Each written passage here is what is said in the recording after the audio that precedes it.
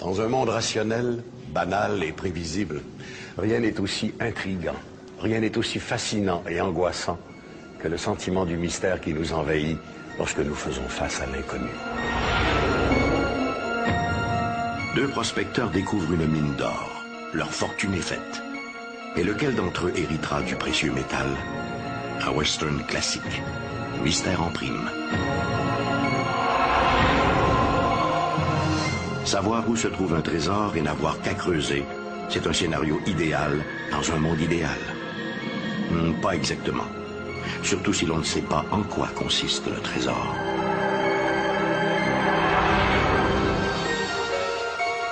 En janvier 1953, un B-25 de l'armée canadienne survole les Rocheuses en direction de Sea Island.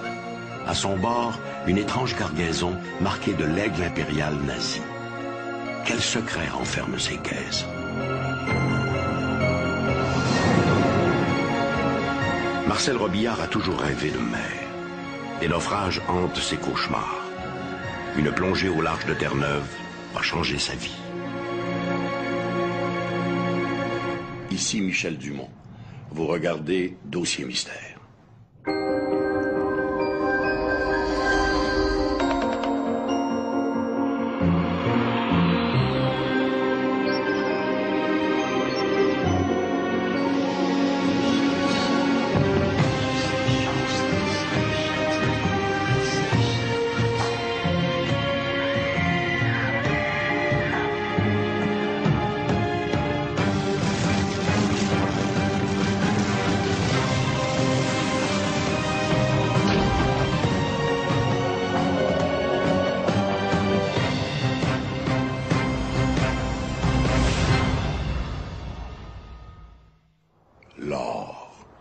Depuis toujours, ce métal précieux a fasciné les hommes, des pharaons d'Égypte aux empereurs aztèques. Mais à la fin du 19e siècle, c'est la folie de la ruée vers l'or. Par milliers, des aventuriers vont partir aux quatre coins de la planète, des déserts de l'Afrique du Sud au sommet des Rocheuses canadiennes. Sur la base de simples rumeurs, des dizaines de prospecteurs vont errer dans les montagnes de Highwood, en Alberta, à la recherche de la mine perdue de Frank Lemon. Au sud-ouest de Calgary, baigné par les eaux de la Highwood River, se dresse la chaîne de montagnes des Highwood, premier contrefort des Rocheuses canadiennes. C'est un paysage grandiose qui attire les amoureux de la nature et les chasseurs de trésors. On raconte que c'est au cœur de la Highwood Mountain Range que se cacherait l'un des gisements aurifères les plus riches du Canada, la mine perdue de Frank Lemon.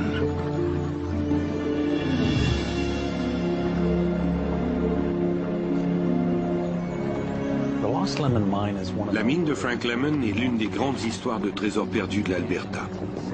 L'histoire commence en 1870, lorsqu'un groupe de prospecteurs venus du Montana a entrepris d'explorer la région au nord de la rivière Saskatchewan dans l'espoir d'y trouver de l'or. Au cours de l'équipée, deux d'entre eux, un certain Black Jack et un dénommé Lemon, ont décidé de quitter la horde pour faire cavalier seul. On sait très peu de choses à propos de Frank Lemon et Black Jack. Bien sûr, il y a une foule d'anecdotes et d'histoires à leur sujet, et les journaux ont même imprimé des détails les concernant, des informations obtenues auprès de gens qui disaient les connaître. Mais historiquement parlant, on ne sait à peu près rien d'eux, et encore moins où et quand ils ont disparu.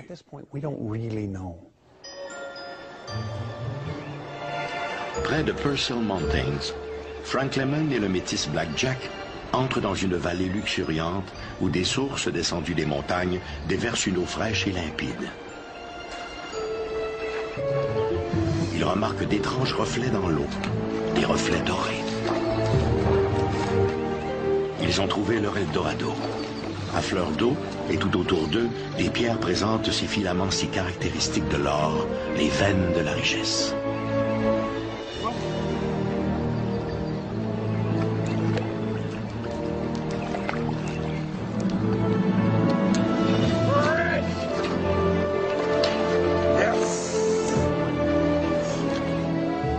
Ce soir-là, Lemon et Black Jack font face à un dilemme.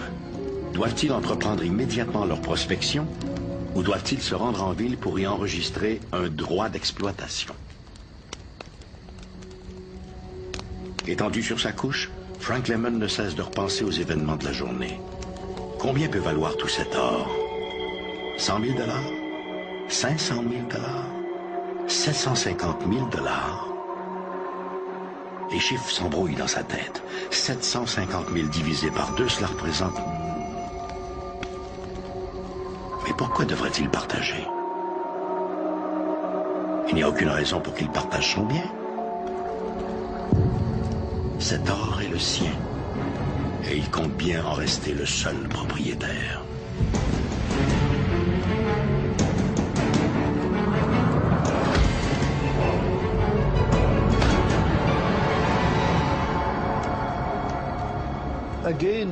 Encore une fois, c'est une histoire de meurtre et d'intrigue. Le scénario typique pour un mystère de ce genre. Dans la légende, la dispute se termine lorsque Lemon assassine Blackjack. Après cela, il retourne au Montana où il gagne une mission de père jésuite. Il restera troublé par son expérience. Ce que le prospecteur ignore, c'est que son crime a été vu. À quelques mètres de là, derrière des buissons, 2 Amérindiens pieds noirs, William et Daniel Bendow, n'ont rien manqué de la scène. À l'aube, les frères Bendow retournent à la réserve de Morley, où ils informent le chef Bearspaw des événements de la nuit.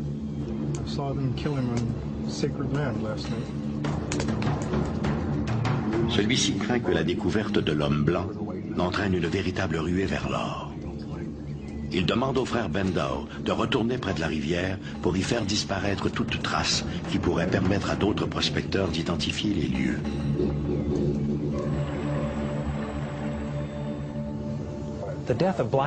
La mort de Blackjack a vite été attribuée à quelques Indiens renégats de la tribu des Blackfoot. C'est du moins la version qu'a servi Lemon en regagnant la civilisation. Peu après, un montagnard du nom de John McDougall a été envoyé pour retrouver et enterrer le pauvre Blackjack, tâche dont il s'est acquitté sans problème. McDougall a ensuite été engagé pour conduire des prospecteurs sur les lieux du drame, mais le groupe s'est arrêté à Fort Kipp, au Montana. Toujours d'après la légende, McDougall se serait saoulé à mort. Il n'a jamais eu la chance de montrer à qui que ce soit le site de l'or.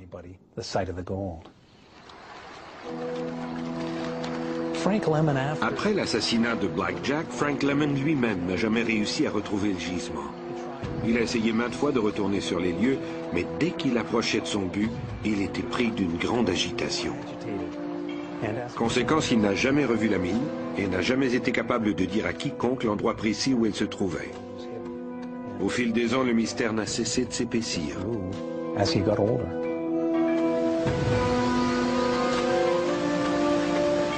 Avec les années, la recherche de la mine perdue de Frank Lemon va devenir l'obsession d'une poignée de prospecteurs.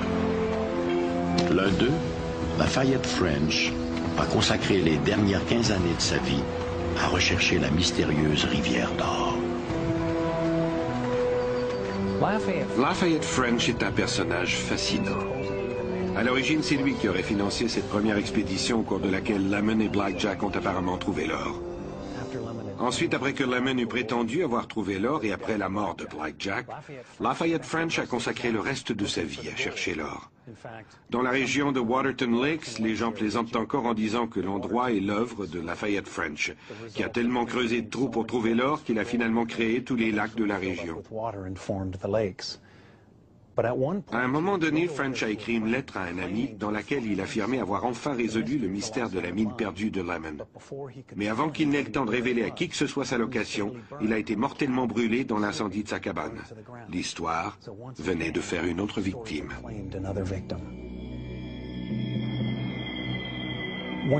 Nous ne saurons peut-être jamais si la mine perdue de Lemon a vraiment existé. On raconte que la rivière Saskatchewan recèle encore aujourd'hui des traces d'or. Mais en dépit de cela, il est vrai que toute cette région du sud de l'Alberta, là où se situerait la fameuse mine, n'est pas particulièrement reconnue pour ses gisements aurifères. L'or est plutôt associé à des roches chaudes, comme les roches volcaniques. Or, ce type de roche est rare dans la région. Si vous parlez avec des géologues et des prospecteurs, ils ne vous cacheront pas leur scepticisme quant à l'existence de la mine.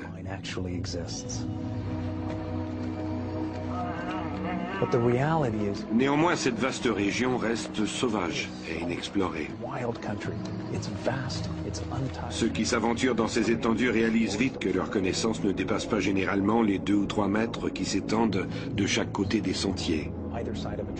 Au-delà, ce sont des terres inconnues. Quelque chose peut y demeurer caché pendant très longtemps.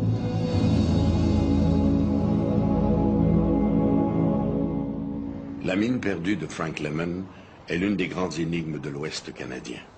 Espoir déçu, échec et ruine, rien ne décourage les véritables chasseurs de trésors.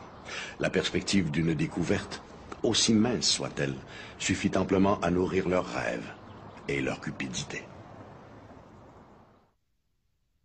Bien avant la grande ruée vers l'or qui a donné lieu à tant de légendes, on racontait que toute la côte est de l'Amérique du Nord était sillonnée par des pirates et des flibustiers venus écumer les riches navires faisant voile vers l'Europe. Même l'infâme capitaine Kidd aurait fait mouiller ses navires au large de la Nouvelle-Écosse.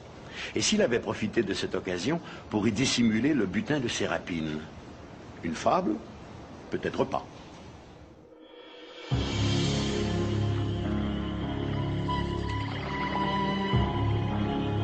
À l'été de 1795, Daniel McGuinness décide d'explorer en solitaire l'île aux Chênes, une terre minuscule et inhabitée dans la baie de Mahone, au sud-ouest de Halifax, en Nouvelle-Écosse. La rumeur locale veut que l'île soit hantée par des fantômes et autres créatures maléfiques.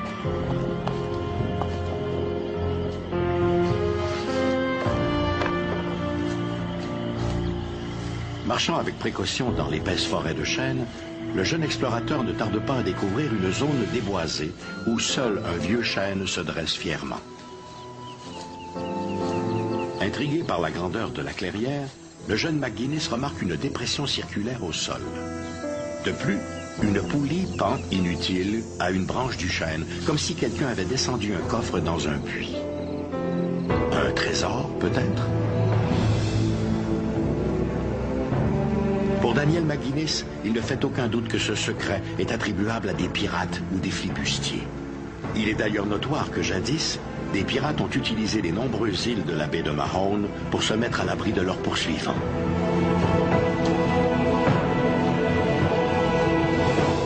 McGuinness est convaincu que les pirates se sont amenés sur l'île pour y camoufler un précieux butin. Il se serait servi du grand chêne comme point de repère et aurait décidé de creuser un trou à sa base pour y enfouir un trésor.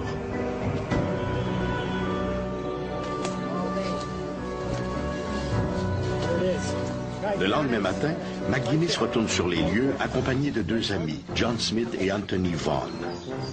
N'ayant pour tout équipement que des pelles et des seaux, les 3 jeunes vont entreprendre la plus incroyable chasse au trésor de l'histoire, celle du mystérieux et impénétrable Money Pit, le puits de l'argent. Évidemment, les jeunes ont pensé que quelqu'un avait enseveli un trésor. La dépression au sol marquait apparemment le haut d'un puits profond. Personne n'a jamais fait de recherche ou d'exploration archéologique sur l'île aux Chênes. Les jeunes ont simplement commencé à creuser, espérant y trouver ce trésor qu'ils croyaient enfoui à cet endroit.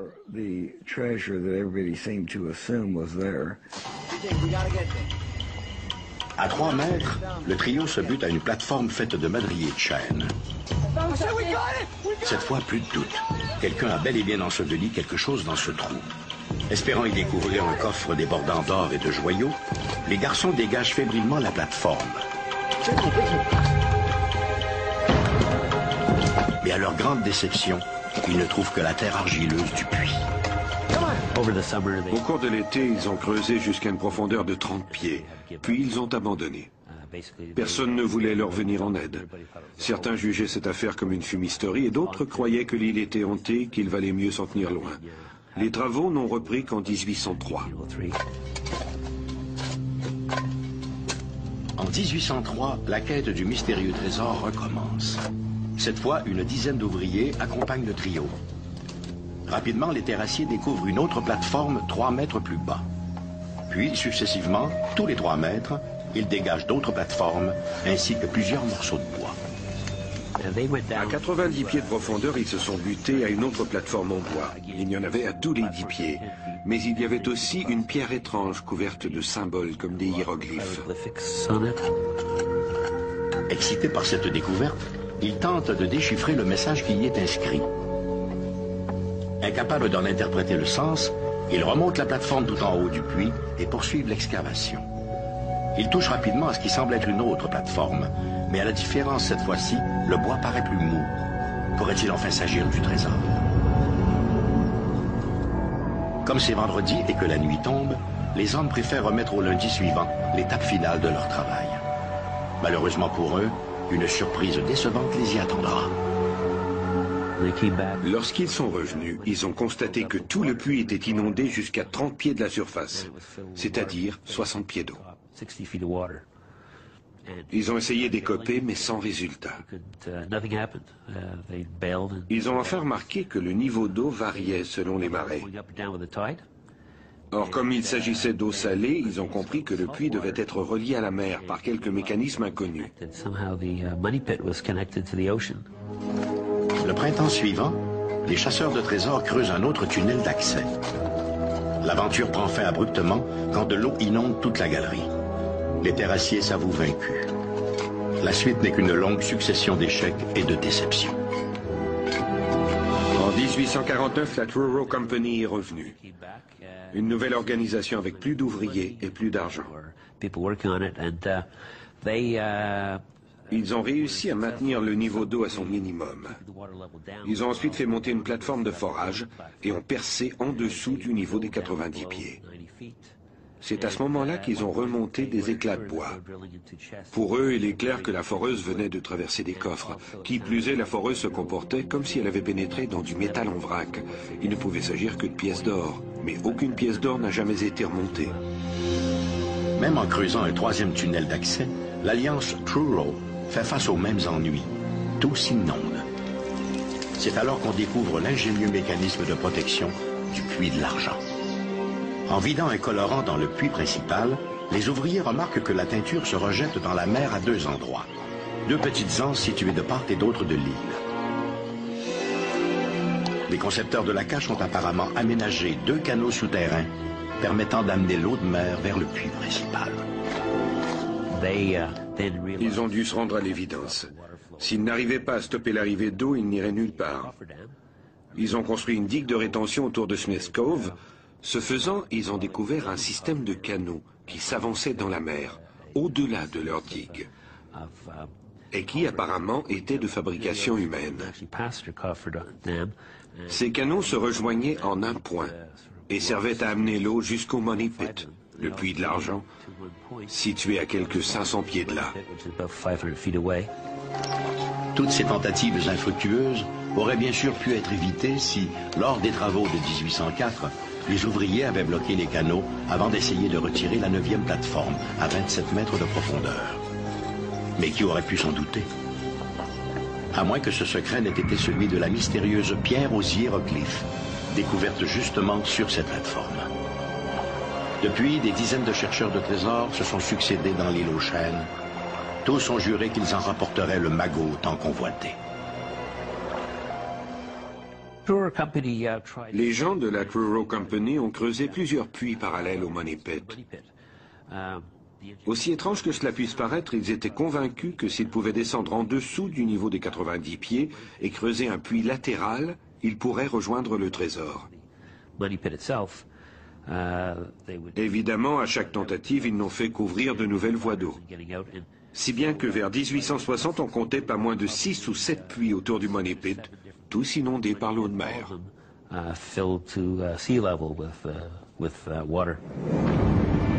Puisque les nouveaux tunnels que les ouvriers construisaient s'inondaient d'eux-mêmes, il fallait entreprendre d'autres démarches pour empêcher l'eau de se rendre jusqu'au trésor.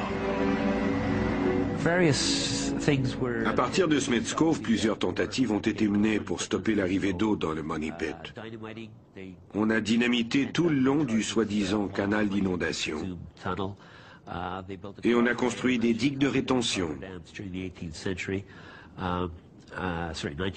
Des digues qui ont vite été emportées par les tempêtes. En août 1965, 4 chasseurs de trésors ont trouvé la mort, tous noyés dans les eaux boueuses du puits de l'argent. Mais le drame n'a pas découragé leurs successeurs. En 1971, un groupe d'investisseurs montréalais, la Triton Alliance, a fait descendre une caméra submersible à quelques 60 mètres de profondeur. Les images ont révélé la présence de coffres et d'une main de squelette, une signature macabre souvent associée aux pirates. Mais quel est donc ce mystérieux trésor enfoui au fond du puits de l'argent? Je crois être en mesure d'affirmer que le Money Pit qui se trouve sur les côtes de la Nouvelle-Écosse a probablement été visité par Henri Sinclair et les Chevaliers du Temple. Or, plusieurs chroniques décrivent les Chevaliers du Temple comme étant les gardiens du Saint Graal. D'autres hypothèses soutiennent qu'il s'agirait d'une base pour ovnis. On a aussi prétendu qu'il s'agirait de la cache des manuscrits originaux de Shakespeare, tels que mentionnés par Francis Bacon. Il y a même un type qui correspond toujours avec moi et qui, lui, est persuadé qu'il s'agit de l'antre d'une communauté de Farfadets. On a également parlé de la cité perdue de l'Atlantide. Les hypothèses sont innombrables, mais la seule, à mon avis, qui a du sens et qui repose sur des objets retrouvés dans l'île, comme des vieux ciseaux espagnols, de la fibre de noix de coco et d'autres artefacts du genre, est l'hypothèse voulant qu'il s'agisse d'un trésor espagnol. On sait qu'à leur retour des Caraïbes et du Mexique, les navires espagnols suivaient les courants du Gulf Stream pour retourner chez eux. Or, cet itinéraire les amenait à moins de 200 ou 300 milles de l'île aux Chênes, avant de tourner vers l'Est. Jusqu'à présent, la quête de l'île aux Chênes a coûté plus de 2 millions de dollars, des rivières de sueur et au moins 5 vies humaines. Une facture élevée, quand on pense qu'à ce jour, aucun objet de valeur n'a jamais été remonté de ce fameux puits. Malgré les années écoulées, aucun trésor n'a jamais été trouvé. Il y a bien eu des rumeurs au XIXe siècle on aurait trouvé une chaîne en or, mais il n'y a aucune preuve de cela. Par contre, nous avons trouvé de nombreux indices intéressants. Les ciseaux espagnols, par exemple, trouvés par la Triton Alliance, ont été authentifiés par le Smithsonian Institute, et le bois extrait du puits a été daté au carbone 14. On a aussi trouvé de la fibre de noix de coco. Ce sont ces indices qui motivent les gens à retourner dans l'île, à croire qu'il doit sûrement y avoir quelque chose d'enterré là-bas. Après tout, comme le prouvent les datations au carbone 14, il y a 400 ou 450 ans, des hommes se sont apparemment donné beaucoup de mal pour construire ce puits. Malgré tout l'argent dépensé et toutes les tentatives infructueuses, le mystère du puits de l'argent reste pour le moment aussi inaccessible que son hypothétique trésor d'origine inconnue. Depuis plus de 200 ans maintenant, des hommes, poussés par une insatiable fièvre de l'or, continuent de creuser le sous-sol de cette île dans la baie de Mahone. On a dit de cette chasse au trésor qu'elle a une particularité unique. À l'île aux Chênes, les aventuriers savent exactement où chercher, mais ignorent toujours ce qu'ils cherchent. Durant la Deuxième Guerre mondiale, les troupes du Troisième Reich ont pillé les plus grands musées d'Europe. Si certains de ces trésors ont depuis été retournés à leurs propriétaires, d'autres restent encore introuvables, alimentant ainsi les plus folles rumeurs. On raconte que de l'or et des toiles de grands maîtres seraient encore dissimulés quelque part dans les montagnes d'Autriche. On raconte même qu'on aurait perdu la trace d'une partie de l'or dérobé par les nazis dans les Rocheuses canadiennes. Totalement dénué de sens. Croyez-vous?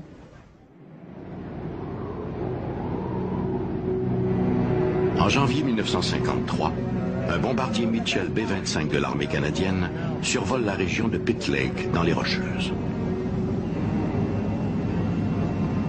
Le capitaine Jack McIntosh, un vétéran de la Deuxième Guerre mondiale, et son copilote se dirigent vers l'aéroport de Sea Island, en banlieue de Vancouver. Et voilà que le B-25, en traversant une zone orageuse, devient difficile à maîtriser. McIntosh sent que le verglas réduit le mouvement des volets sur les ailes, entraînant une perte d'altitude. L'orage, en réduisant la visibilité à quelques dizaines de mètres, rend le vol à vue impossible. Toutes les manœuvres de l'équipage pour reprendre de l'altitude restent vaines. Si bien bien que le B-25 se retrouve face au mont Spindle et en heurte la cime à 300 km/h, tuant sur le coup tous les membres d'équipage.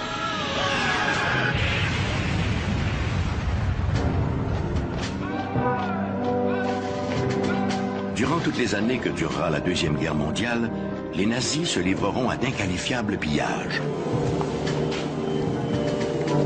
C'est ainsi que disparaîtront bon nombre des grands trésors d'Europe, richesses inestimables qui seront acheminées vers des chambres fortes réparties dans toute l'Allemagne.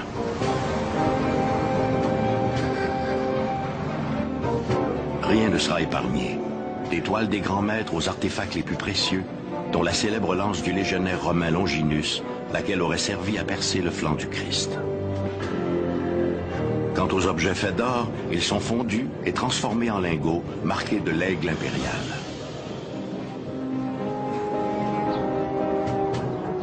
À la fin de la guerre, des spécialistes en œuvres d'art sont chargés de retracer les trésors dérobés par les nazis pour les retourner à leurs propriétaires. À en croire la légende, des soldats canadiens récompensés ainsi de leurs efforts retrouvent des caisses contenant des lingots d'or. Plusieurs lingots d'or. À la fin de la Deuxième Guerre mondiale, des militaires canadiens auraient trouvé de l'or dans le sous-sol d'une église en Allemagne. On sait que durant le conflit, les nazis avaient éparpillé leur butin pour le soustraire à l'ennemi. C'est l'or trouvé dans cette église, une église catholique romaine, qui a été embarqué à bord du bombardier B-25. Des dizaines et des dizaines de lingots d'or frappés de l'aigle nazi. Mais la cupidité n'est pas l'apanage du Troisième Reich. Et plutôt que d'en informer leurs supérieurs, les hommes entreprennent de faire sortir l'or du pays.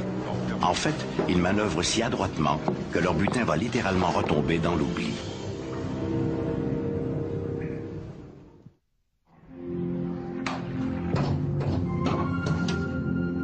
Il faudra attendre plusieurs années après la fin de la guerre, soit en janvier 1953, pour que réapparaissent les mystérieuses caisses sur une base militaire de l'armée canadienne en Saskatchewan. Celles-ci seront chargées à bord d'un appareil B-25 à destination de Sea Island, en Colombie-Britannique. Selon la version officieuse, c'est à Saskatoon que le bombardier B-25 aurait été chargé avec ses lingots d'or, récupérés en Allemagne par l'armée canadienne à la fin de la Deuxième Guerre mondiale. Ma source, lui-même un ancien militaire, m'a raconté que son oncle avait assisté personnellement au chargement. Il s'agissait de grosses caisses étiquetées et destinées à être convoyées à l'aéroport de Sea Island, en Colombie-Britannique. L'équipage est dirigé par le capitaine Jack McIntosh, un vétéran qui a lui-même pris part au combat au-dessus de l'Allemagne. Outre l'or, l'appareil transporte aussi quelques 800 000 $ en argent. Officiellement, il ne s'agissait que d'une simple mission d'entraînement. C'est du moins ce que mentionnent les documents que j'ai retrouvés. Quant à la cargaison, les rapports officiels disent que l'avion était vide. Les articles de journaux publiés au lendemain du drame vont également dans le sens du vol d'entraînement. En fin de matinée, l'appareil s'élance sur la piste. La météo annonce des bourrasques et des orages au-dessus des montagnes de la chaîne côtière, mais ceux-ci ne sont prévus qu'en début de soirée. À ce moment-là, du moins d'après le plan de vol, le B-25 devrait être arrivé à destination. L'avion suivait un cap nord-est quand il a essuyé une tempête. Le temps était très maussade et il tombait du verglas. Un verglas qui a au fait de paralyser les volets de direction. L'avion a été incapable de maintenir son altitude. Le capitaine McIntosh tente de manœuvrer entre les cimes enneigées, mais le verglas paralyse les câbles des volets d'altitude. La catastrophe est inévitable. Avant même que l'équipage n'ait eu le temps d'envoyer un message de détresse, le B-25 s'écrase près de Spindle Canyon.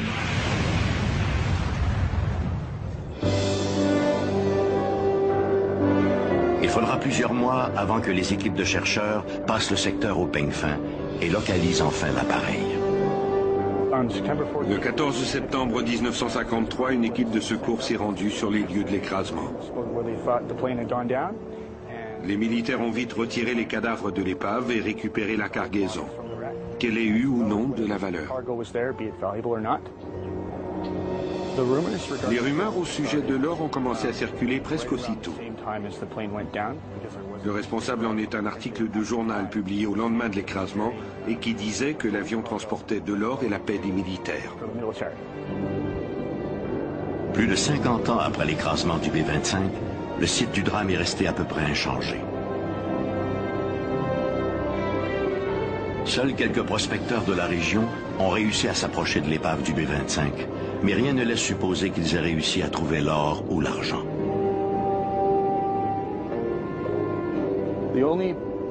À ma connaissance, seuls les militaires ont trouvé de l'or parmi les décombres.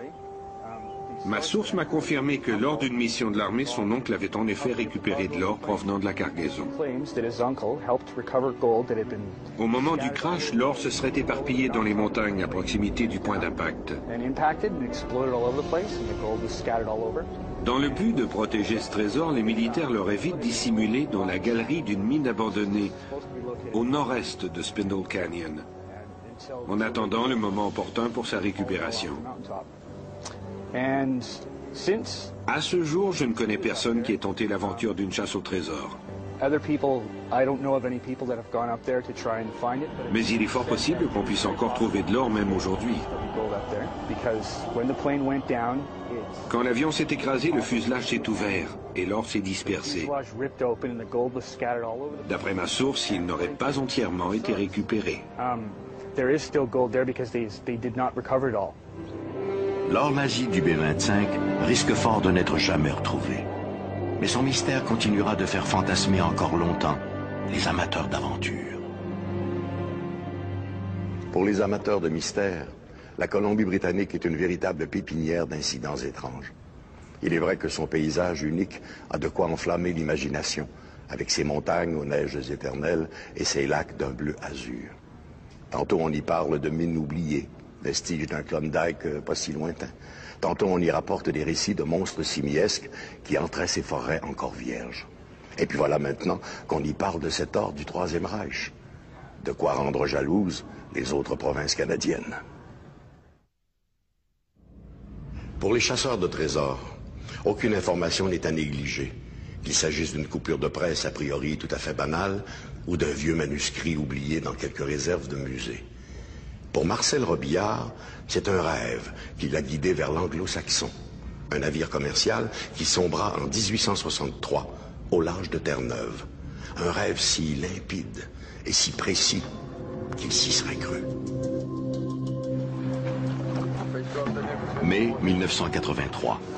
Lentement, Marcel Robillard s'apprête à plonger dans les eaux froides de la baie de Clam Cove à Terre-Neuve. Le temps de s'orienter, il nage rapidement vers une épave qui gît à quelques 30 mètres de profondeur. Arrivé à proximité, le plongeur entreprend de suivre la rambarde. Bientôt, il distingue divers objets de métal noirci. Il en dégage un avec précaution. Il s'agit d'un plateau de service en argent. À la vue de cet objet, le plongeur est pris d'un étrange malaise, une sensation de vertige. Des images défilent dans sa tête. Des passagers en panique fuyant vers le pont, alors que la fumée s'engouffre dans les corridors intérieurs du navire. À 30 mètres de profondeur, dans les eaux glacées de Clam Cove, Marcel Robillard ne peut s'empêcher de penser aux derniers instants de l'Anglo-Saxon et de ses passagers. Un drame qui, pour lui, va bien au-delà de son intérêt pour l'histoire.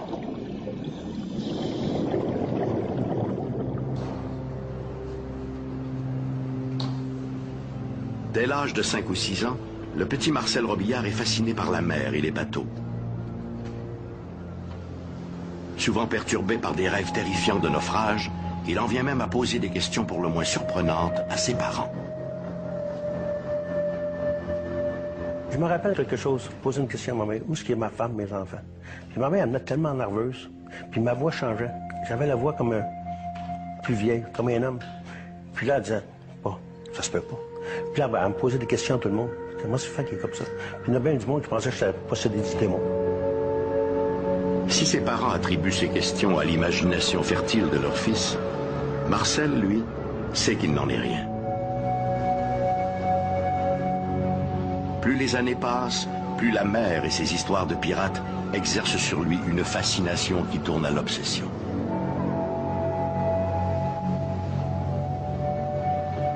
Je me réveillais dans la nuit, puis on aurait dit que j'ai tout fait. Puis je paniquais. Puis je voyais des aides dans les rochers. Puis je voyais toutes ces aides-là. C'est pareil qu'ils m'appelaient au secours. Où est-ce qu'on va? Qu'est-ce qu'on fait? C'est pareil en dedans de moi, il faudrait que j'aille chercher mon bateau. Je ne sais pas quel sorte de bateau que c'était, j'en avais aucune idée où ça pouvait être. À l'adolescence, à l'âge de 18 ans, Marcel Robillard s'inscrit à un cours de plongée sous-marine. Fort de cette formation, il est embauché comme plongeur pour souder les caissons du futur tunnel Louis-Hippolyte Lafontaine à Montréal. Mais Marcel Robillard sent l'appel des maritimes. Pour lui, son destin est, croit-il, à Terre-Neuve. Il apprend de la bouche des pêcheurs que les côtes pullulent d'épaves, dont certaines n'ont jamais été explorées. Il y a tellement d'épaves entre Saint-Jean-Terre-Neuve et Saint-Chotts. Ça, il y a une distance de 100 000. Il y a 400 épaves connues. Ça veut dire qu'il y a des épaves pour tout le monde. Je ne vais pas plonger sur toutes les épaves là-dedans. Là. Pas si tu peux pas plonger. Mais des trésors. Terre-Neuve, c'est la place, je pense, qui reste le plus de trésors. Avec des amis, il entreprend d'explorer plusieurs de ces épaves. Il en récupère les objets en cuivre et en bronze, comme les hélices et les canalisations, qu'il revend à des ferrailleurs locaux. Ce commerce lui permet de se consacrer exclusivement à l'exploration des épaves.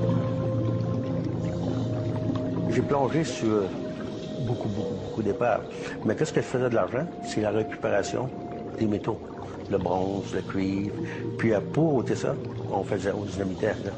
Là, on montait ça en haut avec des paliers, puis en haut de la côte. Puis on mettait ça dans ma voiture, on allait vendre ça à Saint-Jean-Terre-Neuve pour la ferraille. Alors, c'était une aventure, ça dépasse l'imagination. En 1967, survient un événement qui va bouleverser la vie de Marcel Robillard. Alors qu'il se dirige vers Cape Race avec des amis pour faire de la plongée, il aperçoit une immense falaise qui s'avance dans la mer. Pris d'un sentiment étrange, il ordonne au capitaine de s'y arrêter. J'ai dit, arrêtez ça, on plonge ça. Il dit, c'est pas un coup, c'est le long des côtes. Hein. J'ai dit, c'est là que je plonge, point final. Puis c'est là que j'ai plongé. Puis en descendant, je me sentais drôle.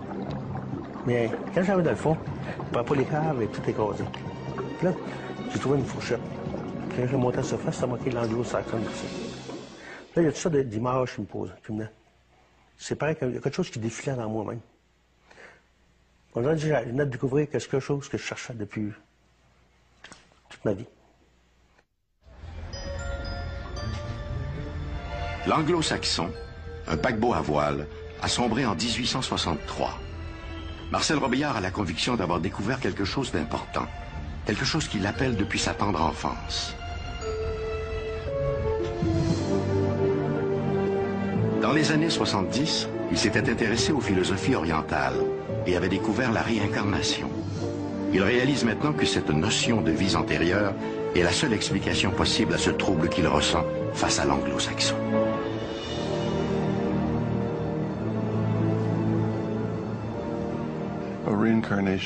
La réincarnation est une croyance qui remonte à une période située entre 3000 et 5000 ans.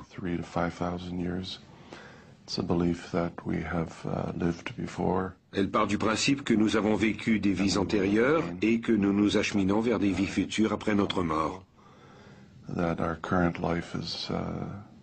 Notre vie actuelle ne serait qu'un maillon dans une longue chaîne de vie continue. Marcel Robillard débute ensuite des recherches pour en savoir un peu plus sur l'anglo-saxon. L'anglo-saxon était un bateau passager qui faisait la navette entre l'Angleterre, Québec, Montréal. C'est un très beau bateau, 283 pieds, je vois. Puis un bateau en 3 mois. Il y avait un petit engin dedans, à vapeur, mais la plupart du temps, il était à voile. Le 16 avril 1863, le paquebot quitte l'Angleterre à destination de Montréal. Il compte à son bord 446 passagers. Le navire est dirigé par le capitaine William Burgess, un jeune officier de 31 ans. 9 jours plus tard, alors qu'il approche de Cape Race à Terre-Neuve, l'Anglo-Saxon rencontre un épais brouillard. Les voiles sont descendues. Mais le capitaine Burgess néglige d'ordonner un sondage de profondeur. Une erreur de jugement catastrophique.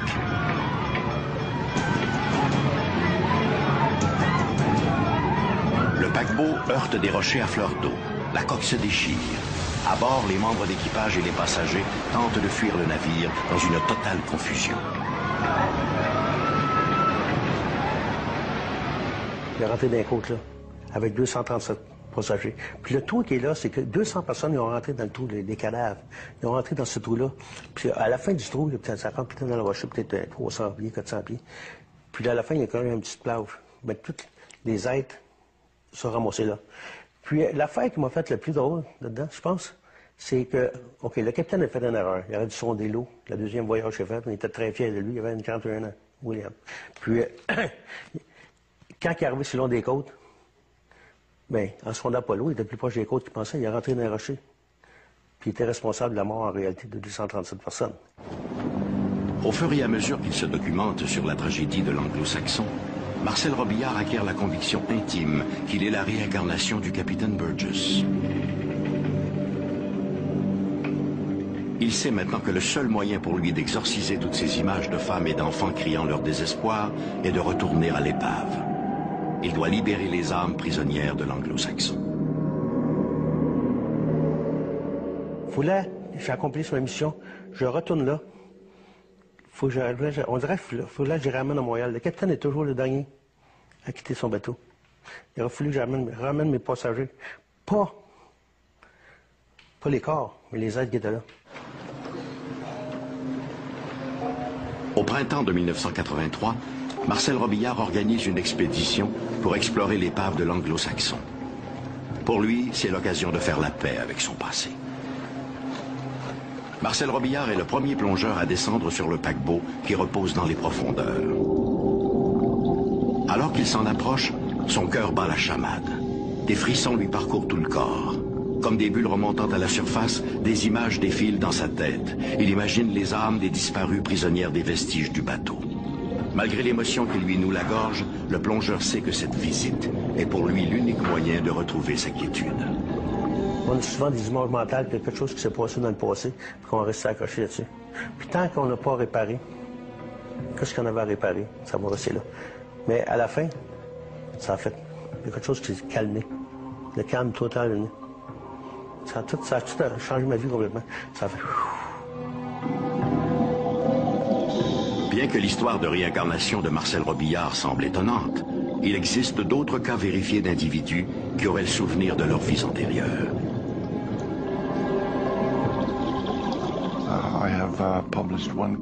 J'ai publié l'histoire d'un homme qui parlait le norrois, la langue des Vikings.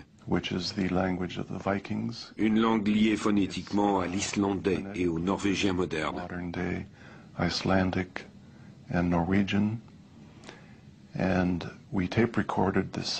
Nous avons demandé à un expert d'écouter nos enregistrements réalisés avec notre sujet.